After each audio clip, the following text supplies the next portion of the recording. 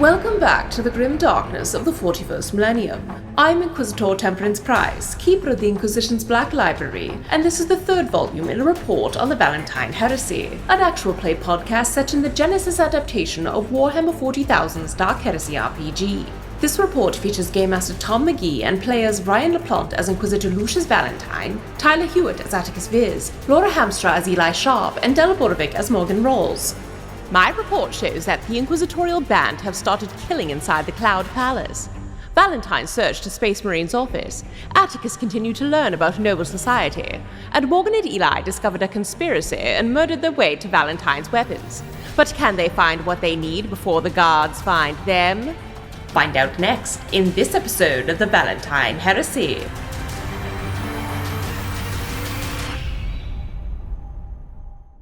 From the recovery logs of Lizzo Lizardman.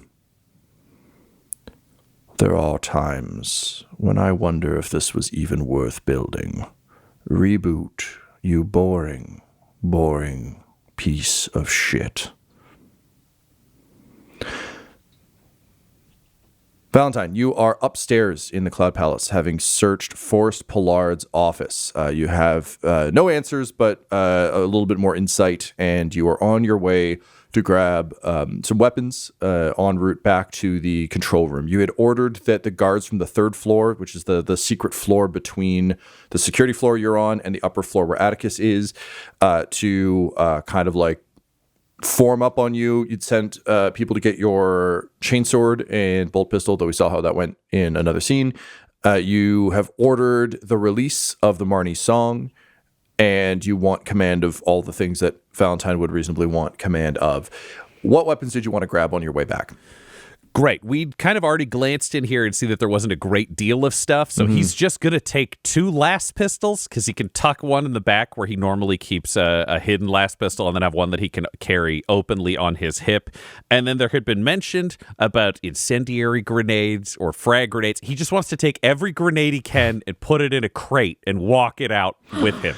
All right, I need you to roll me a check to see how many grenades you get. I like that, but what if I spend a story point? Well, I mean, you get the grenades either way. How many? Well, then let's roll. Let's do it. Well, all right, I tried. No, it's all right. No, you can spend a story point. I just don't. I didn't have an inventory of grenades handy in my brain. That makes sense. So why not, Tom? Yeah, I know. It's a real oversight. Real oversight on my part. It's the classic. It's Chekhov's crate of grenades, I believe it's called in the biz. Yep. Okay, so you're gonna spend a story point for it. So why don't we say 5 and 5? That seems like a worthy. Sure. He's going to hand him out anyways. To be clear, this isn't Valentyne in the world of 10,000 grenades, so don't worry. You won't have to keep track of this for too long. And with the story point, I'd like to say that he finds a peaked commissariat-looking cap and a black greatcoat. Like something, whatever the version of this version would be of making something intimidating and imperial. I'm happy to hear your pitch on what that is, Tom, but he just wants the trappings. Okay. So, first of all, if you're taking the grenades to distribute, you can have just a crate of grenades. I thought you were literally going to be like, at each turn, I hurl 2 grenades and just mark them down as ammo. So that's fine. So you have a crate of grenades.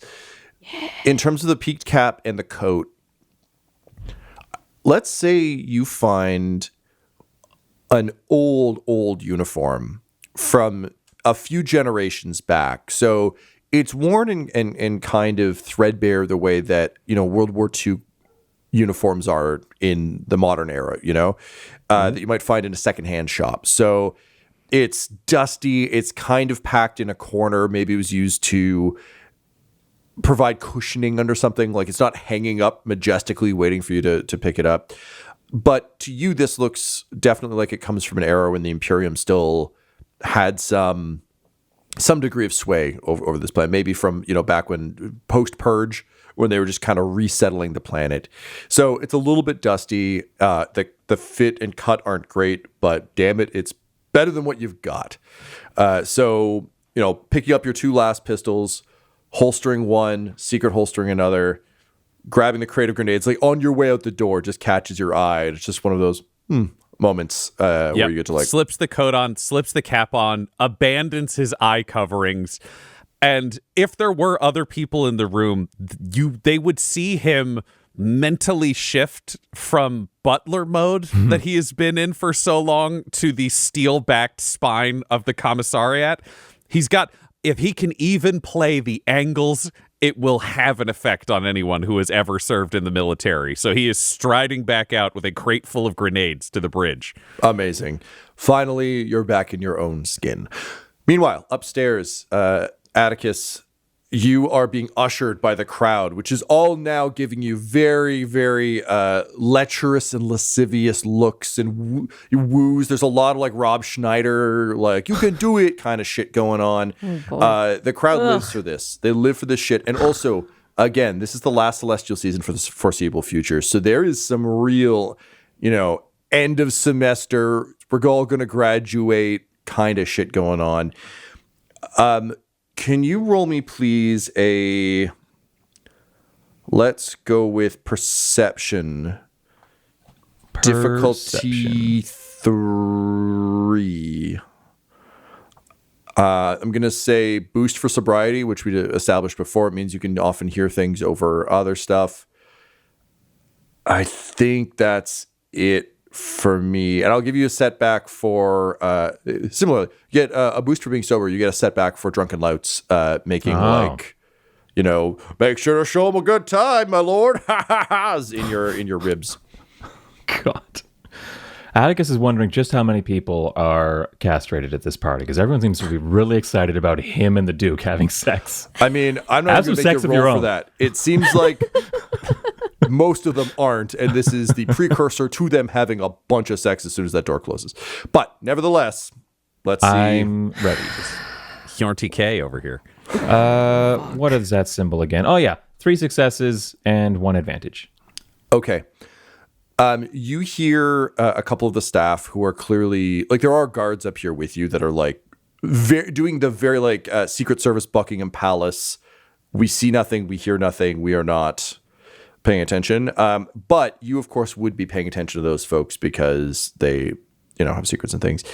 And you hear one of them just sort of touching his comm link say, yes, no, we're implementing the dampening fields now for privacy. And then he says, just kind of mutters quietly, see you all on the other side. And takes his hand away. And Attikus, even though there's been comms disruption and other things, you literally just feel, it's almost like when pressure changes in your ears. You can just basically feel and hear that this room is now technologically cut off from the rest of the building. So you don't hear the kind of constant whir and buzz of things. Your comm link is off. You can see folks around taking comm beads out of their ears and things, because clearly that's done, or like throwing aside, whatever technology pieces they have.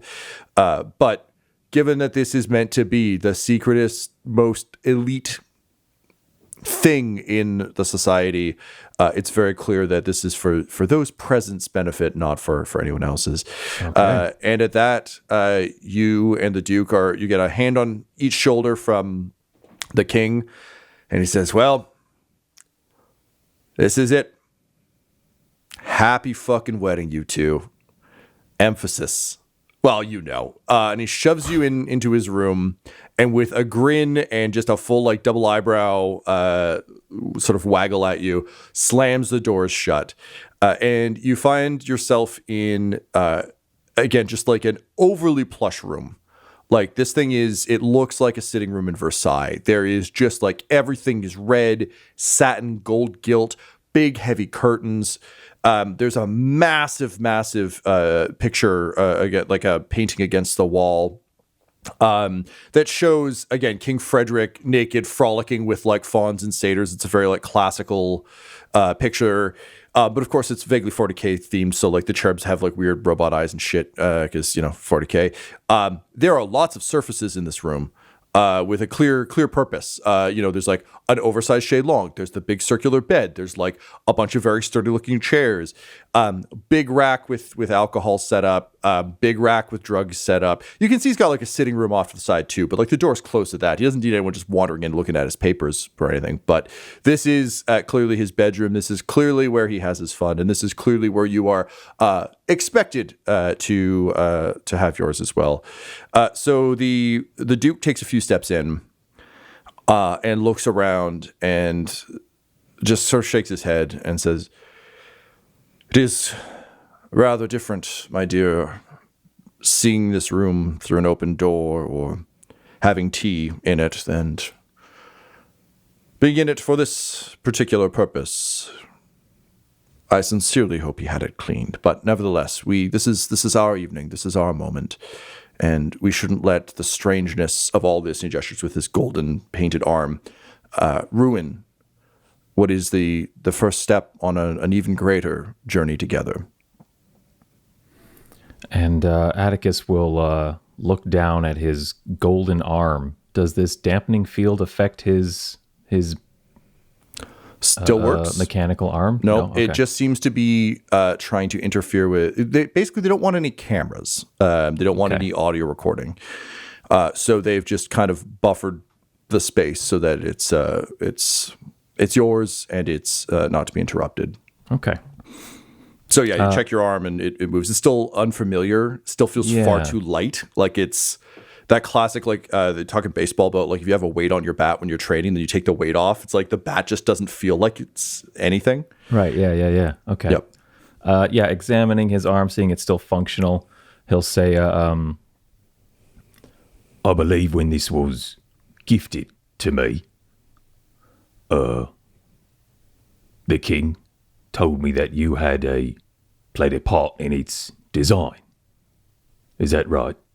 And he smiles and says, "Yes, I thought a bit. I've tried to put myself in your shoes, someone who has had this seemingly weapon of war grafted onto you ever since I saw your landing at the racetrack when you hit the finish line and tore open your shirt. I could see how, though healed viciously and savagely, it had been installed as though on the battlefield itself. And I considered what having that experience, what carrying that for one's whole life would feel like, particularly for one who has demonstrated a depth of consideration and soul the way you have with your poetry, your orcish flowers, for instance. So I considered this and I thought, what would be a more elegant, a more right-fitting arm for such a man? And, well, what can I say? I got a little bit fanciful with the design. I know it's probably a little too designed for your taste, but I made sure that I handed over my best thoughts to the king so that he could have it made for you. And the result, if I may say so, is spectacular. Oh, it is quite striking. I've never seen anything like it before. And he smiles and says, "Greybridge is full of wonders." Oh, no doubt. I believe that entirely. I did also understand that there was some Xenos kind of inspiration or influence in the design. Was that you as well, or the king, or one of his engineers? Oh, that's gonna need a big old roll. Yeah, sure. Attikus, you're trying to keep this thing together. You're asking this in a very straightforward but also fraught situation. Yep. I feel like I want to see coercion. Sure. I'm trying to walk a line here because it's kind of charm, but it's also manipulative, but you also aren't lying. So I think willpower kind of, for me at least, runs through the middle here, which is you're essentially exerting your force of will as Attikus, as his, the Duke Consort. I think we went with Duke Consort, Van Houten. So yeah, let's try for that. I also want to give you a stat that isn't a dump stat for you, and I think willpower. I was going to say willpower is definitely playing to my second highest strength. Well, there you go. However, based on your description, I'd be fine with presence too. Like it's not in my favor mechanically, but presence sounds right too. Like It negotiation does. or something. Presence. Negotiation's not a bad one. Yeah. What do we think, Scooby Crew? Guess it depends on the vibe. Yeah, if you're being nice about it or if you're being pushy. Yeah, Pushy, you went from coercion, arm. nice persuasion or charm. Oh, you're asking me. Yeah, I'm not trying to be how's pushy. it- I'm just asking. That's all. Yeah. Okay. Okay. Like his reaction to this is also information. Okay, let's go with negotiation then. Okay. Yeah, it feels right. It's a tough one. We've had a lot of not quite lies in this arc, which is always interesting to navigate because it's like it's not quite a lie, but it's not quite true. So yeah, I like this. Okay. I have my presence dice present. Okay. I need some difficulty dice. Sure do. Okay, so I'm gonna say difficulty of 3, but I'm gonna spend a story point to ratchet that up a bit because we're sitting at 1 and 4, and that feels too heavily slanted in my favor for what we're going into here. Okay. Wait, Is it you 2 and had 3 now? 4? We started at 2 and 3, according to my notes. And then And Ryan who's- spent Ryan one to used get a one. box of grenades, which brought us to 1 and 4 in my favor. In your So now I'm spending 1 to bring it up to 2 and 3 so that you have some story points okay. Okay. in case you need them for stuff. Great. I don't know what that means, and that's horrifying. Yeah. So I'm going to give you a boost for your intro to this. You didn't bring it up out of nowhere. You eased very gently into it. So you get a boost for that. I'm going to give you a boost for what is the term for when you can't rat on your spouse in court? That. You get one boost for just, secrets will be exchanged between married people. So They cannot arrest a husband and wife for the same crime. there you go. Exactly. And I'm going to... No, because it's already tied up in the... Spousal privilege, I believe Thank it's you. called. Thank you. I just want to call it double jeopardy, but I knew that isn't what it is. So I'm not going to give you any setback because I can't justify any, quite frankly. I don't think there's anything in here that's holding you back. And we had one, I believe, just a floating advantage from previous... None of us are going to disagree with you. Yeah, Yeah. we definitely did. Well, no, There might have been from two. Tyler's roll I or rolled Ryan an advantage to perceive things. Yeah. Yeah, there Three we go. successes, one advantage. Yeah, not from like 6 months ago when we last recorded, but from We all like got so 10 excited. minutes ago. Yeah, so one advantage forward from that as well. So one boost. That's brought me to a total of 3 boosts. Okay. It is what it is. It's Genesis, baby. Doesn't always cut in my favor. Yeah, okay. No, and the dice reflect that. 2 successes, a little bit in your favor, 3 threat.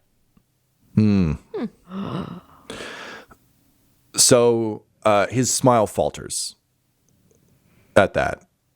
And he says, for one as well-versed in the world as you, I suppose I should have known that you would have spotted that. Well, yes, there is, of course, as you've noted, but with good reason. And at that, the lights shift in the room. They literally, like, it's one of those, like, chunks as the sort of soft, bright overhead light turns to very much a, almost like club lighting, like dark lights, dark red lights kind of coming in from the sides. And the giant painting that has dominated the side of the room reveals itself to be transparent. And you can see a deeper room beyond it, in which there are a number of figures moving kind of in the shadows, as well as one sitting in a large chair who just kind of tilts their large peaked helmeted head and says, "Well, do you like it? The arm, I mean. It was a non-zero amount of effort for me, which is saying something, having to incorporate the design inclinations and mistakes of monkeys is always rather difficult. But I tried. So tell me, monkey, do you like the arm? Does Attikus know what he's looking at right now? I feel like he wouldn't. And in a world of real fancy messed up people, is this just some weird looking noble? It's entirely possible, but either way, you're speaking to the true power in Greybridge now. Meanwhile, downstairs, Valentyne, you are storming your way back into the control room. What's your intent when you go in there? You've got a box of grenades. You're commissaried up. What's the plan? Valentyne wants to A, get the special forces sergeants he called from upstairs over to his side of the room. B, he wants to check in for a status report on the goals that he had set for his random underlings at this table. See if anything's happened. If it hasn't changed, he's just going to keep blazing ahead. And then C, time to give a big old speech. Fantastic. All right. So you storm with great pomp and gusto. You can hear the vacuum tubes dropping troops into that room. And you storm directly into the control room just as a bolter round comes flying through the doorway. I need you to roll to get the fuck out of the way. Oh, God. Okay. So I will take for this, I think either coordination or athletics. I would say probably athletics because he's also carrying a crate of grenades. Fair. So it feels like he can't dodge as effectively as he can, Yep. duck or dive. Yep. Great. Great. What's my difficulty? So your difficulty on this is going to be 3. You have the benefit of not being the intended target for this. This is just a bullet flying out of a door. So that has some baked-in advantage. I'm going to give you a boost for cover because there is a door frame. I'm going to give you a setback for the box of grenades. It's a big box of grenades. And Can't argue with that. it is both cumbersome and muy explodey. I will give you a you said 3 threat, so I'm going to say a single setback from Attikus. I'm getting all the names confused again. Like Lord Van Hout. No, it's Attikus. Lord is his real Attikus name. Francois Van Houten. I'm deep in Duke Wickstrop's head. He can only see him as his true self. We're all in love. Yep. So threat from Attikus's situation over there that he rolled. That's everything on my end. I might take the argument for being in a heightened state of alertness, but I don't think Valentyne's expecting an ambush. So, I mean, Valentyne is expecting anything. He's a professional, but no, I'm not going to argue for a die. Let's just see what happens. Yep. All right. 5 successes, 1 threat. Okay. You Okay. hear a scream as you step through the door, which gives you just enough accruity to just. It's not even a full dodge. It's just literally like pulling the box to your chest and crouching a little bit. The bolt pistol round flies over your head, hits the wall behind you, and blows a chunk out of it. And looking into the room, there is a fucking shootout going on. There are dead technicians slumped over control panels.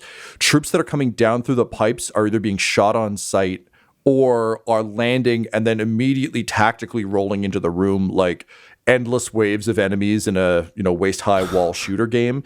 So they're locked in combat with other guards who were previously in the room, some of whom are brandishing bolt pistols. So a lot of firepower going down, but it is a full-blown shootout.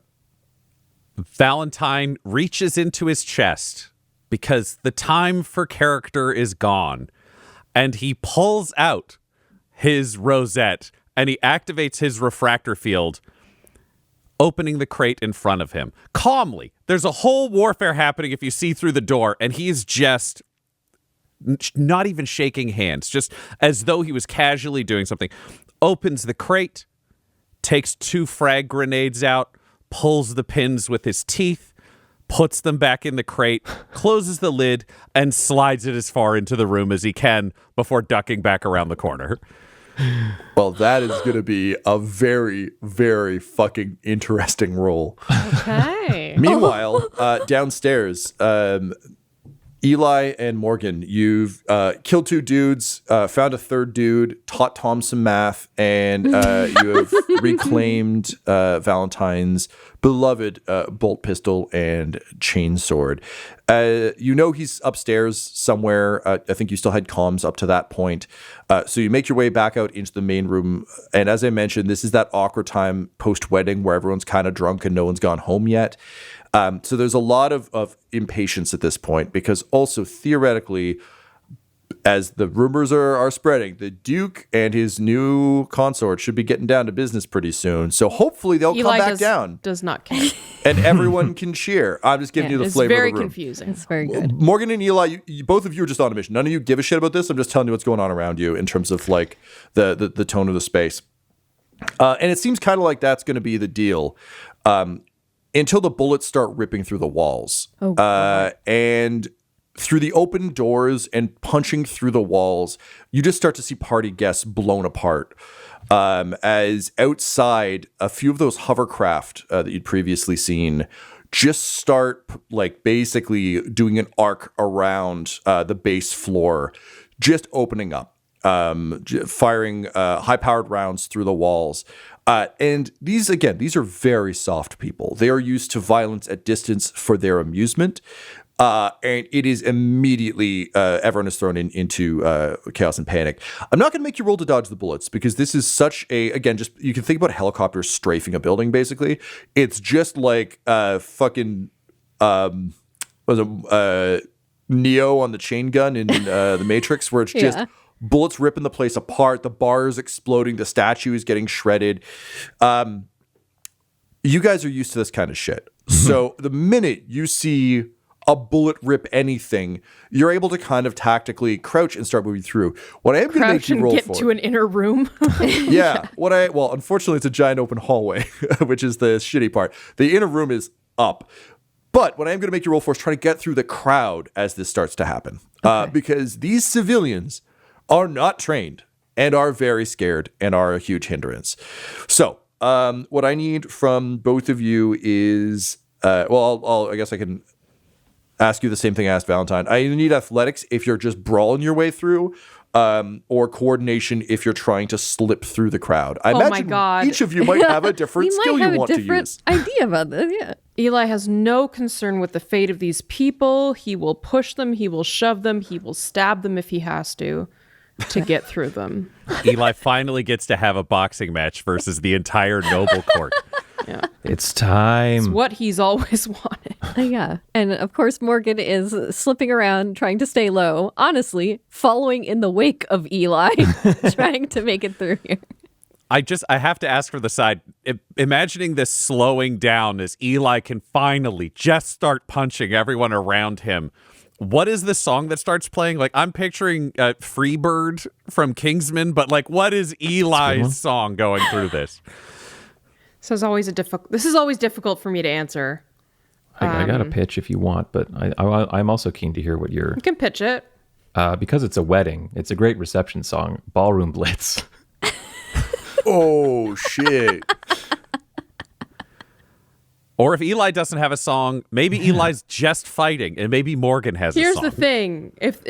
Was there music playing in the background? Yes. Because 100%. Eli, he has quieted his mind to all external stimuli that are not essential to his immediate survival. And that includes... and internal stimuli as well. He has... just like he doesn't feel the pain of like, getting... when you're like really panicked and you can like go crazy and like hurt yourself and don't even know until later. I don't know if anyone's had that before, but it happens. His mind is just hyper focused on everything around him. I'm sorry, there is no music. Fair, that's fair. cool, It's all too. good. I dig it. So the two of you begin to rage your way through this room. I'm going to say difficulty of 3. Okay. I'm not spending anything to bump up or down. One threat comes through from Valentyne. Yes. So one setback comes through from Valentyne. I'm going to put that on Morgan because weirdly, I think Morgan needs to help Valentyne more than Eli does. Eli needs to help Morgan. Morgan needs to help Valentyne. So Valentine's setback, I think, makes more sense for Morgan. So there you go, Morgan. You get one setback. I'll take it. Ooh, Eli, I'm going to give you a boost for not caring about the safety of any of these people. It makes getting through that crowd a hell of a lot easier. Sweet. Morgan, I'm going to give you a setback for trying to be acrobatic with a giant rifle on your back. Yeah. And presumably also the sword and gun if Eli's I would punching. think Eli could take the sword, carrying the sword, but she definitely has the bolt gun and her sniper rifle. Yeah. Yeah, okay. A side pitch, Eli, if you were carrying a power sword, would you be using it? That's an excellent point. It's literally in my hands. Yeah. Yeah, it's not like bio-coded to you or anything, right? Nope. Then Eli has powered it up. It'll get people out of the way faster. Like, if he can try to clear... Out Get of the people out of way. the ways. Yeah. The best Honestly, description whether for chopping people in half. like slicing through them with very minimal effort on his part or just scaring them away from him, who the fuck cares? Laura, He's I'm like, going to drop your difficulty to 1. Thank you. The slicing causes the scaring. Thank Yeah. you, Ryan. Yeah. That's a great point. Cool. Fuck yeah. Cool. All right. Rolling. Yeah, let's do it. Ooh. I got 3 threat, but 5 successes. Hell yeah. I got 1 advantage, 2 successes, and a triumph, which feels right. Yes, it does. Indeed it does. So the two of you, just as all hell breaks loose, it's just like Eli barreling forward. I'm imagining kind of the Aragorn run where like you're not a sword guy, so it's kind of like a big baseball bat and just like No, it's held like jutting forward. oh shit. All right, yeah, giving it the charge. Yeah. So yeah, just cutting through and then behind. He doesn't need to waste an action on a slicing motion. Understood. Yeah, makes It's sense. already there. And then Morgan, I'm imagining you doing like the like Assassin's Creed roll over the back type stuff where it's just like someone goes down having taken a bullet to the gut, you just roll over their back and keep running. Yeah, yeah. And it's interesting because having Valentine's bolt gun in her hand, it's reminiscent of them fleeing the ship with Tyranids, but instead of angry aliens attacking them, it's just screaming people who are getting mowed down. So it's Yep. way more chill than that. Fair. Yep. She's seen worse. True Yeah. colors. The true Yeah. colors arrive. All hail the Emperor. So you both make it basically to the relative safety of the stairs, just as things explode around you. And over the comms, just flooding the Cloud Palace, Force Pollard's voice comes on as the gunships stop. So they're like, you can still sort of see them outside, but they're kind of holding their ground.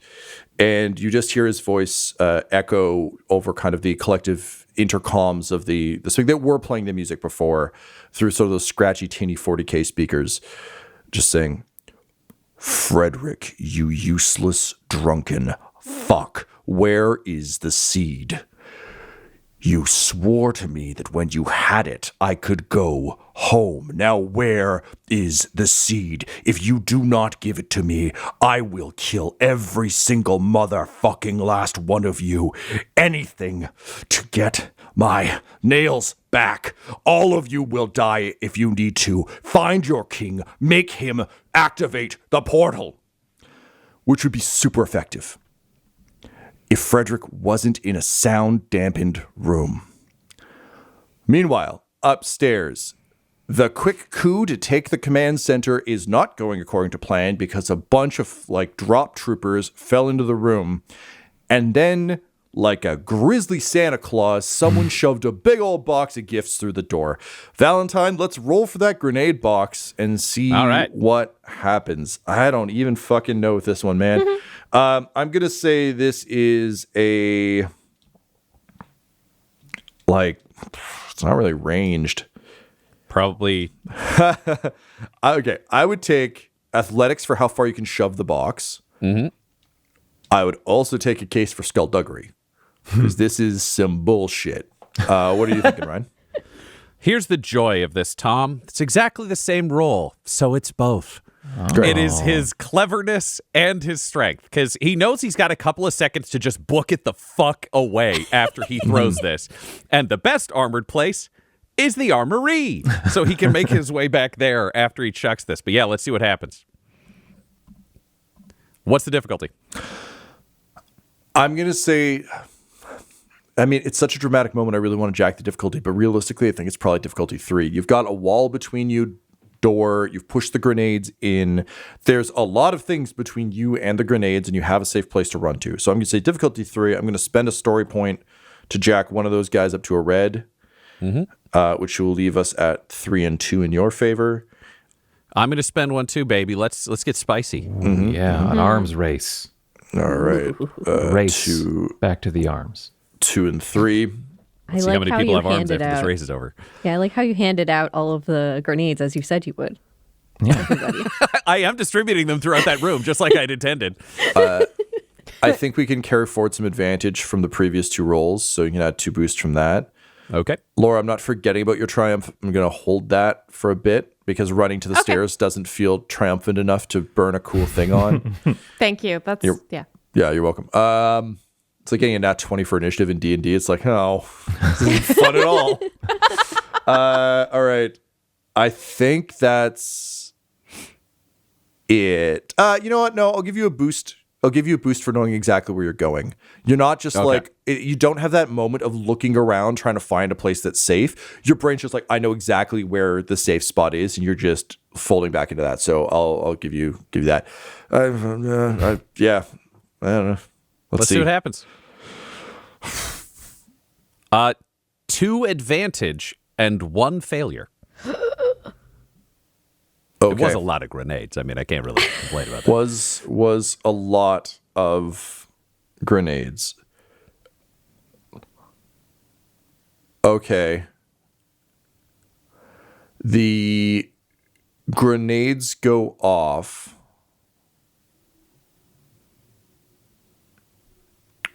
It's a lot for a failure. No, I can't do that. Okay, so the grenades go off as expected, and man, those things were kind of old and not well kept. So the explosion is tremendous. It just tears through that space, rips the walls to shreds, blasting permacrete shrapnel at you as you leap.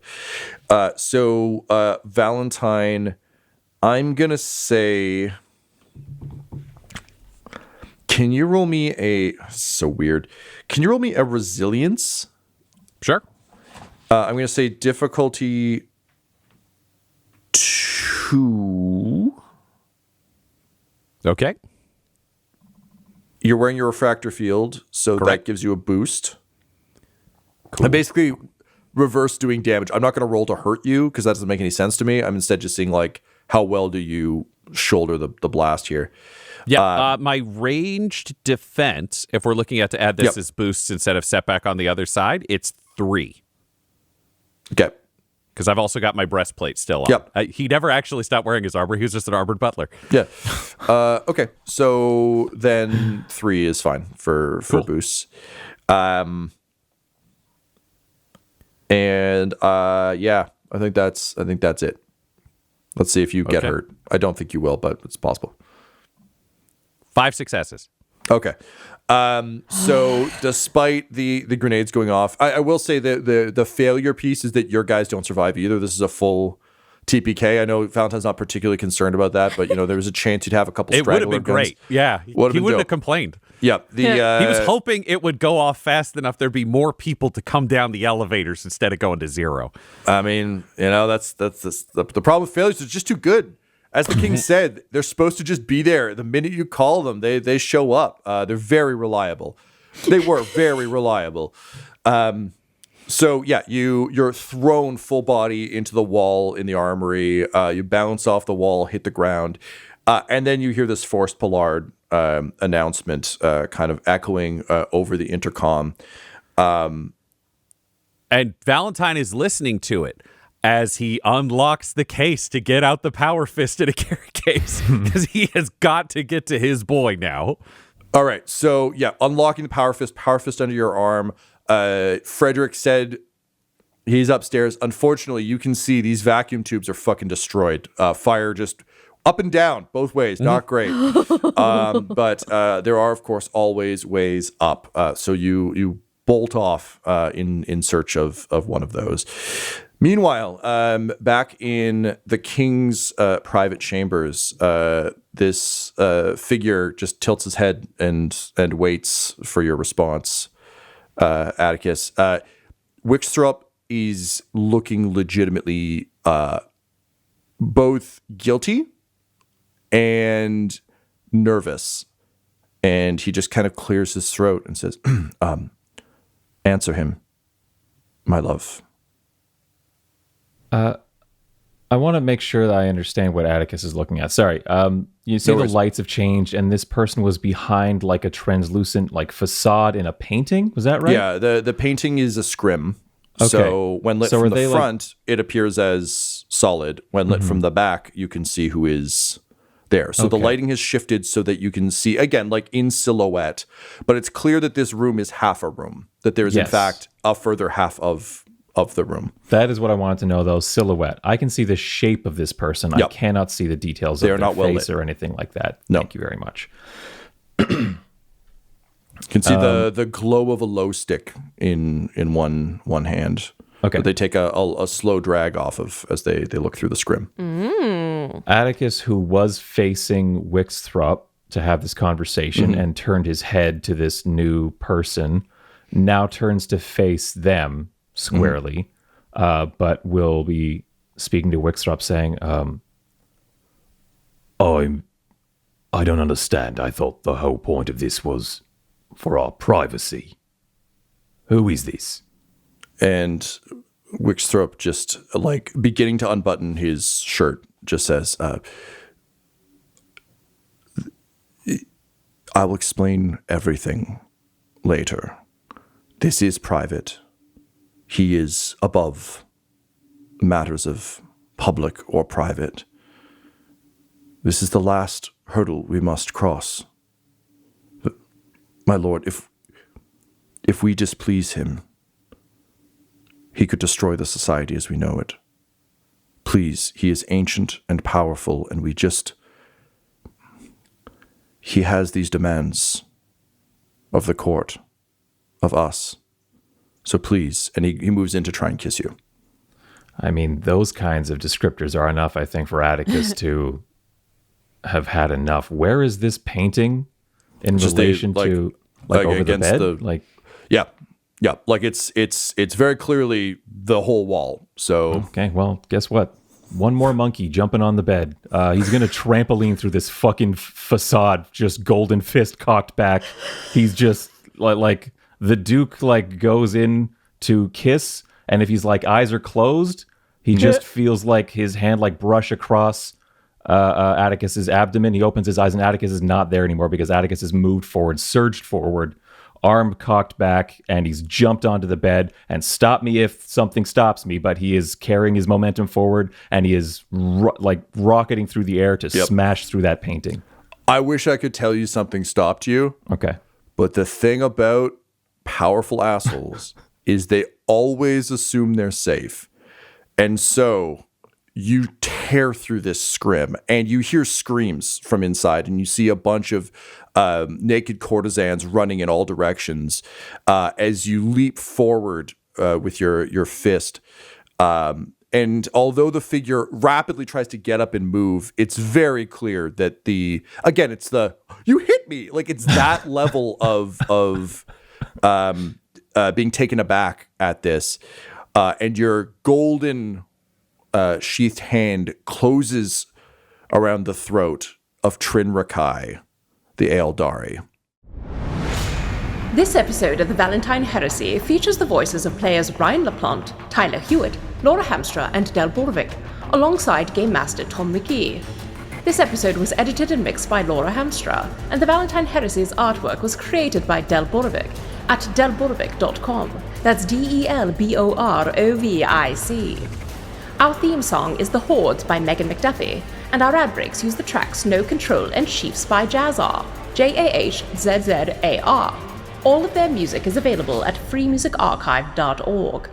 For all things Dum Dums and Dice, including merchandise and how to join our Patreon, you can visit dumdumdice.com or find us on social media at dumdumdice. That's DUMBDICE. Ave Imperator, and death to all the heretics. Dum Dums and Dice has to give a special thank you to the supreme beings of our Patreon at this time: Christopher Little, George Dolby, Richard Cranium, Gavin and Abby McDonald, Logan, Fire Unfriendly, Grandma Likes D&D, Alan, Stabby Stranger, Glitch Trick, Flynn1138, Alarain Okapi, Schrodinger's Pepper, Madre de Gatos, Lady Maiden, Garbo Ape, Locke, Sam Schaefer, Waffle Marine, Dagger Rain, Rob L, Dia De Los Hoodless, Squishy Werewolf, Remy Funky Head, Accent Therapeutic Services in Florence, Kentucky, Lael, Shulzari, The Long Family, Jordan Oliver, Richard Wright, Brittany Fenwick, Alex Parr, Old Man Mojo, Dragonfly, The Body Barrelers, Megan Werner, A Man Out of Time, Curtis at FingerTechRobotics.com, Panda24NN, Shendra D, Your Homeboy Bones, The Gator Family, Ellis Hatch, Odigenous, Dan the Welshman, Afflicto Gaming, Aiden, Beef Not Cheese, and Jill and Noel LaPlante. If you want your name to be added to this list, you can join our Patreon too at patreon.com/dumdumdice. Thanks to them, and a little bit of thanks to you.